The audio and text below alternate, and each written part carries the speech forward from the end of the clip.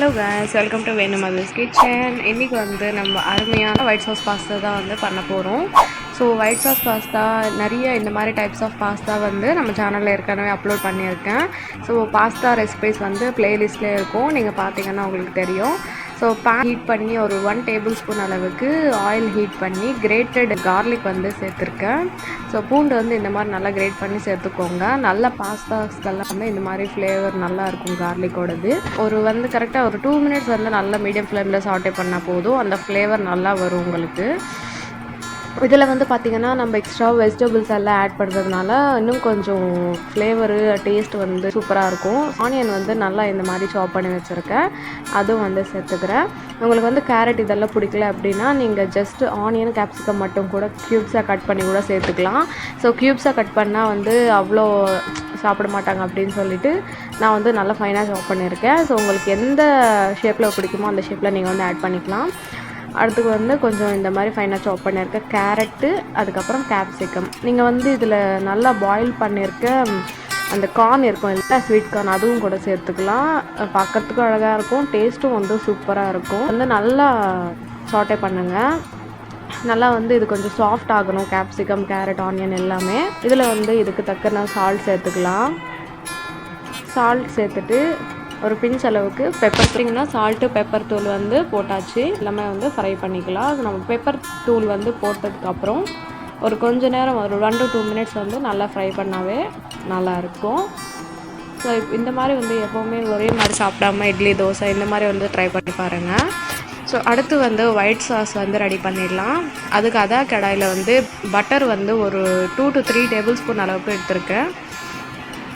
நல்லா வந்து butter உருகுனதும் all purpose flower, அதாவது மைதா வந்து ஒரு 2 டேபிள் ஸ்பூன் அளவுக்கு சேர்த்துருக்கேன். ரொம்ப வந்து ஆட் பண்ணக்கூடாது, ஜஸ்ட் ஒரு 2 டேபிள் ஸ்பூன் அளவுக்கு ஆட் பண்ணாவே போதும்.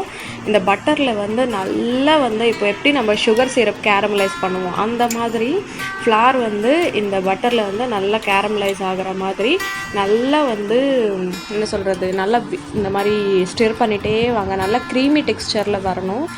ஸோ அது வரலும் நம்ம விடாமல் ஸ்டிர் பண்ணிகிட்டே இருக்கணும். நம்ம பட்டர் இந்த சாஸ் இதெல்லாம் பண்ணும்போது சிம்மில் வச்சு பண்ணுறது ரொம்பவே பெஸ்ட்டு.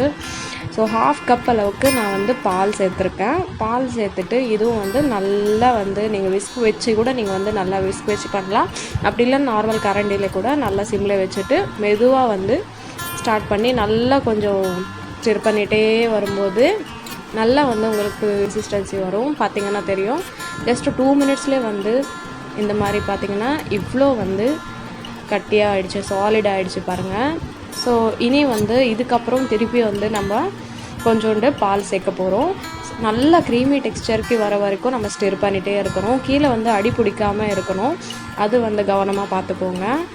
இன்னும் ஒரு 1/2 கப் அளவுக்கு பால் சேர்த்துருக்கேன். ஒயிட் சாஸ் பாஸ்தான்றதுனால க்ரீமியாக இருக்கணும், அதுக்காக வந்து நான் 1 கப் அளவுக்கு பால் வந்து சேர்க்குறேன் மொத்தமாக. ஸோ மீதி இருக்கிற 1/2 கப் பால் கூட சேர்த்தாச்சு. இப்போ வந்து மெதுவாக வந்து லம்ஸ் எதுவுமே இருக்காமல் இந்த மாதிரி நல்லா வந்து ஸ்டிர் பண்ணிகிட்டே வாங்க. மெதுவாக வந்து ஸ்டிர் பண்ணிகிட்டே வந்து கொஞ்சமாக வந்து ஃபாஸ்ட்டாக வந்து ஸ்டிர் பண்ணிகிட்டே வந்தோம் அப்படின்னா நல்லா க்ரீமி டெக்ஸ்சருக்கு வரும். இப்போ பாருங்கள் எவ்வளோ க்ரீமி டெக்ஸ்சருக்கு வந்திருக்கு அப்படின்னு, கன்சிஸ்டன்சி நீங்களே பார்க்கலாம். ஸோ இப்போ வந்து ஓரளவுக்கு ஒயிட் சாஸ் பாஸ்தா வந்து ரெடி ஆகிடுச்சு. இதுக்கப்புறம் இதில் வந்து கொஞ்சம் சீசனிங்ஸ் வந்து நம்ம ஆட் பண்ணிடலாம். இதுக்கு தக்கன சால்ட் சேர்க்குறேன். அதோட 1/2 டீஸ்பூன் அளவுக்கு பெப்பர் தூள். ரொம்ப வந்து பெப்பர் தூள் கூட அதிகமாக ஆட் பண்ணக்கூடாது, அது டாமினேட் ஆகிடும். அப்புறம் ஹர்ப்ஸ் வந்து மிக்சடு ஹர்ப்ஸ் வந்து கொஞ்சோண்டு சேர்க்குறேன். உங்கள்கிட்ட நீங்கள் இல்லைன்னா உங்கள்கிட்ட நீங்கள் வந்து கஸ்தூரி மேத்தி, சில்லி ஃப்ளேக்ஸு, கொஞ்சோண்டு சாட் மசாலா இதெல்லாம் வந்து மிக்ஸ் பண்ணி நீங்கள் சேர்த்துக்கலாம், அதுவும் வந்து டேஸ்ட் நல்லாயிருக்கும். உங்கள்கிட்ட இன்கேஸ் மிக்சடு ஹர்ப்ஸ் இல்லை அப்படின்னா இருந்துருந்துச்சுன்னா ஆரிகானோ இந்த மாதிரி நீங்கள் வந்து சேர்த்துக்கலாம். ஃப்ளேவர் வந்து அட்டகாசமாக இருக்கும். கண்டிப்பாக வந்து இந்த மாதிரி ட்ரை பண்ணுங்கள். எப்போவுமே ஒரே மாதிரி சாப்பிடாம டிஃப்ரெண்ட்டாக வந்து செஞ்சு சாப்பிட்டா ஒரு சூப்பரான ஒரு மீலாக இருக்கும். இப்போ வந்து இந்த சாஸோட இந்த பவுடர்ஸ் எல்லாமே நல்லா மிக்ஸ் பண்ணுங்கள். ஸோ இந்த பாஸ்தாவில் வந்து எல்லாமே பேலன்ஸ்டாக போட்டால் தான் நல்லாயிருக்கும், எதுவுமே வந்து டாமினேட்டாக இருக்கக்கூடாது. நம்ம வந்து ஃபஸ்ட்டு நல்லா ஃப்ரை பண்ணி வச்சுருந்தோம்ல வெஜிடபிள்ஸ் இதெல்லாம் வந்து ஆட் பண்ணியாச்சு. இப்போ வந்து ஒரு தடவை இதெல்லாமே வந்து கலந்துக்கலாம்.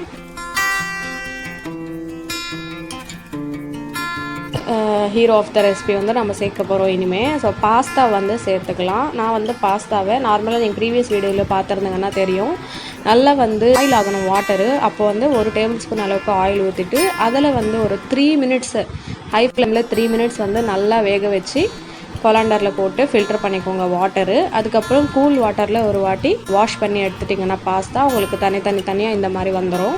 ரொம்ப வேகக்கூடாது. 3 மினிட்ஸ் டு 4 மினிட்ஸ் அதுவே வந்து அதிகமான டைமு.